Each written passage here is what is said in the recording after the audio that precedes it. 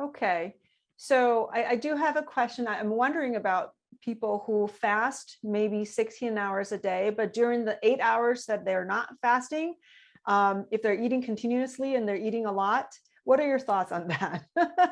It's not ideal, but if you're going to do it, if you're going to do it that way, by having an eating window and a fasting window, you're still going to benefit having a shorter eating window versus snacking all day long. Because at least for those 8 hours, yeah, they're raising glucose and insulin throughout the 8 hours, but at least for 16 hours, they're allowing glucose and insulin to drop.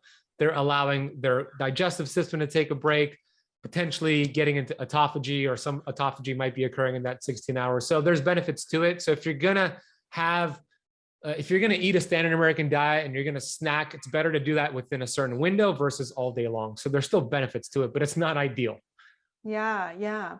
So what do you think is the ideal eating window? And from what time to what time? Is there something that you recommend to people? I like rotating the schedule.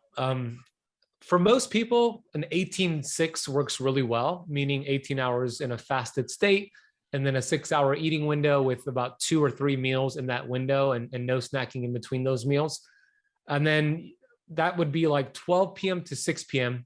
eating window, Mm. and then 6 p.m. to 12 p.m. the next day fasting window. That works well, but some people do better, and I've noticed some women actually do better having breakfast and skipping dinner. So they could kind of rotate that schedule around. But even with that, if you find yourself doing an 18-6 every day or a 16-8 every single day for months, I like mixing it up.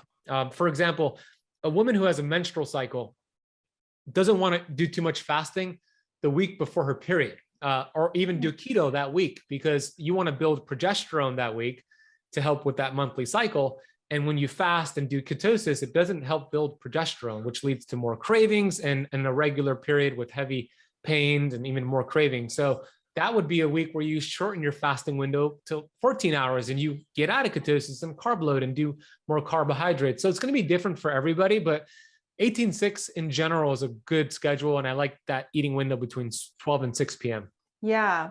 And it's interesting. No one wants people to eat after 8 p.m. It's just, that's the consensus. That's true. It would be Yeah. ideal if it's 6.